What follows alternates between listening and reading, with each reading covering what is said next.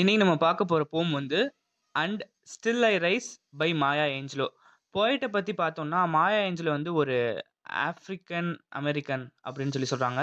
She is an biographer. 1928ல Saint Louis, மிசோரின்ற இடத்துலேருந்து பார்ன் ஆயிருப்பாங்க. ரூரல் பிளாக் கல்ச்சரை வந்து இன்டெப்த்தா வந்து ரூட் பண்ணி ஒரு ஒர்க் இருக்கும்போது, அந்த ஒர்க்ல பர்ட்டிகுலரா I know why the caged bird sings அப்படின்னு சொல்லிட்டு 1917ல வந்து எழுதியிருப்பாங்க. ஸோ அவங்களோட ஃபுல் பேக்ட்ராப்பையுமே இந்த ஆட்டோபயோகிராஃபில வந்து நம்ம பார்க்கலாம் அப்படின்றாங்க. இந்த ஃபேமஸான ஆட்டோபயோகிராஃபில தான் வந்து ஆர்கனாட்ஸ் அப்படின்னு சொல்லிட்டு அவங்களோட சைல்ட்ஹுட் எப்படி வந்து இருந்துச்சு, சதர்ன் ஸ்கூல்ஸ்லலாம் வந்து செக்ரிகேஷன் எப்படி இருந்துச்சு, எப்படி லிட்ரேச்சர் கூட அவங்களுக்கு வந்து ரிலேஷன்ஷிப் வந்து பிகின் ஆச்சுன்னு சொல்லிட்டு இந்த ஆட்டோபயோகிராஃபில தான் வந்து எல்லாத்தையுமே வந்து சொல்லியிருப்பாங்க அப்படின்னு சொல்றாங்க. ஸோ இவளோட பொயட்ரி ஒர்க்ஸ்னு பார்த்தோம்னா, just give me a cool drink of water fore I die. Fore அப்படின்றதுனா பிஃபோர் ஐ டை அப்படின்னு சொல்லிட்டு 1971ல வந்து எழுதியிருப்பா. And I still I rise அப்படின்னு சொல்லிட்டு 1976ல வந்து எழுதியிருப்பா. I shall not be moved அப்படின்னு சொல்லிட்டு 1990ல வந்து எழுதியிருப்பா. அடுத்து வந்து the completed collected poems of Maya ஏஞ்சலோன்னு சொல்லிட்டு 1994ல வந்து எழுதியிருப்பா. இவளோட பொயட்ரிலாம் வந்து பாலிடிக்ஸை பேஸ் பண்ணியிருக்கும். ஸோ அந்த பாலிடிக்ஸ்லேயே வந்து ரேஸ் அண்ட் ஜெண்டரை வந்து ஒரு அஷ்யூர்ட் பொயட்டாக ரொம்ப கமிட்மெண்ட்டோட ரொம்ப டெக்னிக்கலாக எக்ஸூபரண்ட்டாக வந்து மாயா ஏஞ்சலோ வந்து சொல்லியிருப்பாங்க அப்படின்றது தான் இவங்களை பற்றின ஷார்ட்டான பயோ. ஸோ இந்த போம் எதை பற்றினா, இந்த போமில் வந்து ஸ்பீக்கர் வந்து ஒரு அப்ரெஸ்ட் பிளாக் பர்சன் அப்படின்ற மாதிரி வந்து டெபிக்ட் பண்ணியிருப்பாங்க. இந்த போம் வந்து அப்படியே ஒரு ஸ்டோரி மாதிரியே வந்து போயிட்டே இருக்கும். இதுலேருந்து அவள் எப்படி வந்து ஓவர் கம் பண்ணா, சுச்சுவேஷனை வந்து எப்படி ஹேண்டில் பண்ணா, ரேசிசம், கிரிட்டிசிசம், செக்ஸிசம் அப்படின்ற அப்போசிஷன் டேர்ம்ஸ் எல்லாம் வந்து எப்படி ஒரு பர்சனோட லைஃப்ல இருந்து ஒரு அப்டக்கிள்ஸாக எப்படி அதை ப்ரைட் அண்ட் கிரேஸோட வந்து ஓவர் கம் பண்ணுறா அப்படின்றது தான் ஒரு ஷார்ட்டான இன்ட்ரொடக்ஷன். ஸோ கூட இருக்க பொயட்டர்ஸ்க்கு வந்து எந்த விதமான டவுட்டும் இல்லாமல் அவளோட ஹார்ட்ஷிப்பை அவளே எப்படி ஓவர் கம் பண்ணி வந்தா, அதர் ஆஃப்ரிக்கன் அமெரிக்கன் பொண்ணு மாதிரி அப்படின்றதே இந்த போம் மூலியமா நம்ம தெரிஞ்சுக்கலாம் அப்படின்றாங்க. போம் எப்படி ஓப்பன் ஆகுதுன்னா, எல்லா பீப்புளுக்கும் அவங்களோட குட் டீட்ஸ்க்கு வந்து ஒரு விஷயம் இருக்கு. ஒரு டர்ட்டுக்குள்ள இருக்கிற மாதிரியே வந்து எல்லாரையுமே வந்து மறைச்சு வச்சிருந்தாங்கன்றாங்க. அவங்களோட அச்சீவ்மெண்ட்ஸ் எல்லாமே வந்து டஸ்ட்டை அப்படியே ஆக்குபை பண்ணிட்டு இவங்கெல்லாம் இருந்தாங்களா அப்படின்ற மாதிரியே வந்து ஒரு பிம்பம் மாதிரியே இருந்துட்டு இருக்கு. ஒரு போயிட்டு அவங்களோட அச்சீவ்மெண்ட்ஸை வந்து மறைச்சு அவங்க ஹாப்பியாக தான் இருக்காங்க அப்படின்னு சொல்லிட்டு அவங்க பொய் சொல்லுவாங்களே தவிர உண்மை அப்படின்றது என்னன்னா டஸ்ட் மாதிரியே போயிடுச்சு. ஆனாலும் நான் டஸ்ட் மாதிரி அகைன் அண்ட் அகைன் வந்து கிளம்புவேன் அப்படின்னு சொல்லிட்டு ஸ்ட்ரெஸ் பண்ணி மாயா ஏஞ்சல் வந்து சொல்றா. செகண்ட் ஸ்டாண்ட்ஸால வந்து ஸ்பீக்கர் வந்து எல்லாத்தையுமே வந்து கொஸ்டின் கேட்குறா. ஏன் எல்லாரும் வந்து இவ்வளோ அப்செட் ஆகுறீங்க? நான் போல்ட் அண்ட் பிரேவா வந்து இருக்கேன்ல, அந்த மாதிரி வந்து உங்களால இருக்க முடியாதா? நான் சேடா இருந்தா என்ன? சேடா இல்லைன்னா உங்களுக்கு என்ன? உங்களுக்கு என்ன மாதிரி நான் இருக்கணும்னு நீங்க நினைக்கிறீங்களா? இல்ல நான் மூவ் ஆகுறதெல்லாம் உங்களுக்கு பிடிக்கலையா? அப்படின்ற மாதிரி கொஸ்டின் கேட்டுட்டே இருக்கா. ஸோ எந்த கஷ்டமுமே இல்லாம சம்பாரிச்சு நிறைய பணம் சேர்த்து, நான் என்ன பணக்காரன் மாதிரியா வந்து இருக்கேன்? என்னைய பார்த்து ஏன் எல்லாரும் இவ்வளோ பொறாமப்படுறீங்க? நான் என்ன சும்மா காலாட்டிட்டு பணம் சேர்க்கிறேன் அப்படின்னு சொல்லி நினைச்சு என்னை பார்த்து பொறாமப்படுறீங்களா? அப்ப நான் பட்ட கஷ்டம்லாம் உங்களுக்கு தெரியலையா? அப்படின்னு சொல்லிட்டு செகண்ட் ஸ்டாண்ட்ஸ்ல ஃபுல்லாமே கொஸ்டின் தான் வந்துட்டு கேட்டுட்டே இருக்கா. தேர்ட் ஸ்டாண்ட்ஸ்ல வந்து ஒரு ஹோப்போட வந்து ஸ்பீக்கர் வந்து பேசுறா. அண்ட் அந்த ஹோப் யாரோட கம்பேர் பண்றான்னா, அவளோட லைஃப்ல சன் அண்ட் மூன் மாதிரியே யார் எப்படி போனா என்ன? நான் ஷைனாக மட்டும் தான் செய்வேன் அப்படின்ற மாதிரி ரொம்ப ஹோப்போட வந்து பேசுறா. ஆம், யார் என்ன நினைச்சாலும் சன் வந்து ரைஸ் ஆகாம இருக்க போறதில்ல. மூன் வந்து நமக்கு வந்து ஒரு இது பிரைட்னஸ் குடுக்காம இருக்க போறதில்ல. ஸோ நான் யார் என்ன நெனச்சாலும், ஃபீல் பண்ணாலும், அத நெனச்சு ஃபீல் பண்ண போற ஆள் நான் கிடையாது. நான் எப்பயும் போல சன் அண்ட் மூன் மாதிரி, காலையில சன் மாதிரியும், ஈவினிங் வந்து மூன் மாதிரியும் நான் வந்து என்ன ஆவேன்னா, என்னைய நானே வந்து வெளிய காட்டிப்பேன் அப்டின்றா.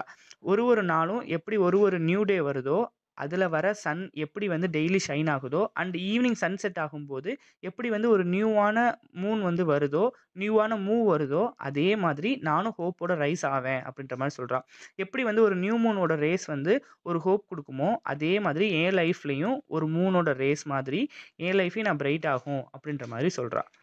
ஸ்டான்ஸா 4ல வந்து போயட் வந்து ரொம்ப சேடா இருக்கா. அண்ட் என்ன சொல்றான்னா, நான் மட்டும் சோகமா இருக்கேன்னா ஓகே. நீங்கலாம் ஏன் சோகமா இருக்கீங்கன்னு வந்து கேட்கிறா.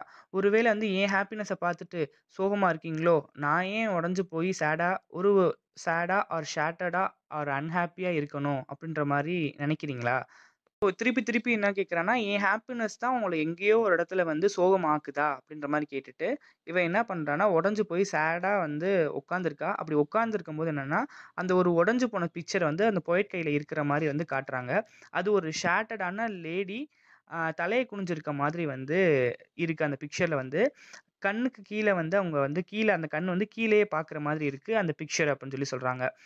இப்ப அந்த உடைஞ்சு போன இமேஜ் வச்சு என்னவ சொல்றான்னா, எல்லாரும் என் ஹார்ட் கஷ்டப்படுறத வந்து பார்க்கணும். என் சோல் அழுகுறத பார்க்கணும். அதெல்லாம் பார்த்துட்டு நீங்க வந்து ஹேப்பியா ஃபீல் பண்ணணும். அப்படிதானே? அப்படின்றதோட 4த் ஸ்டான்ஸா வந்து முடியுது.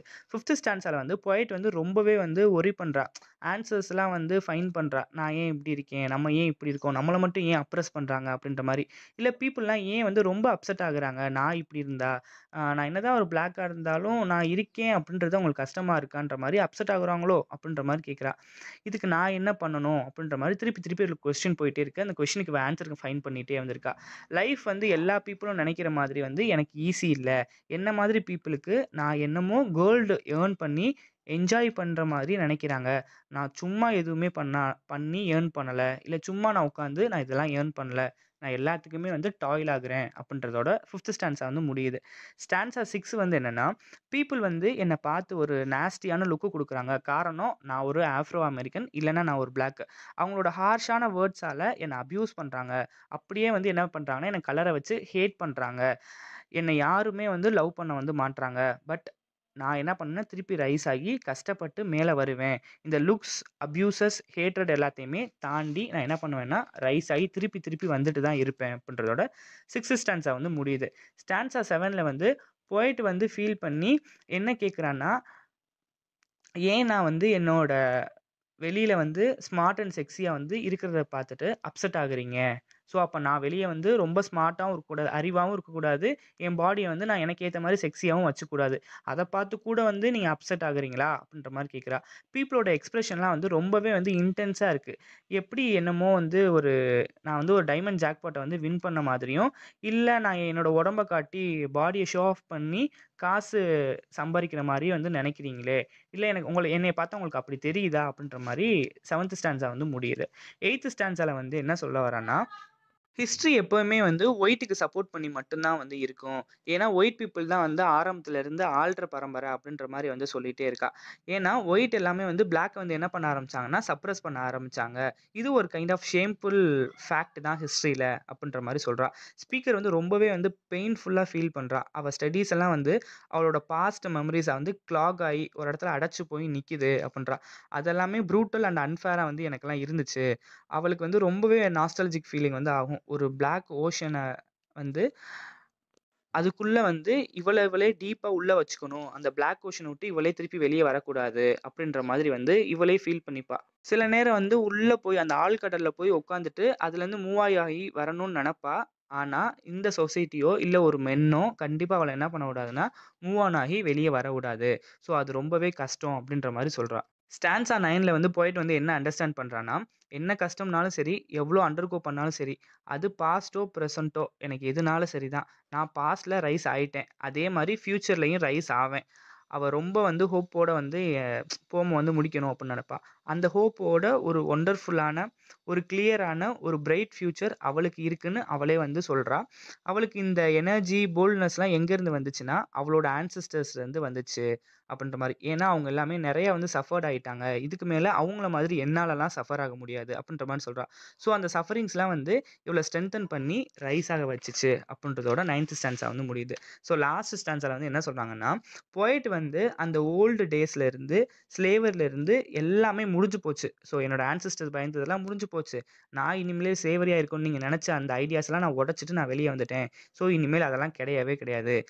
ஆனாலும் என்னோட ஃபியூச்சர வந்து நான் இன்னும் பெட்டரா ஆக்கி வச்சுக்க போறேன்.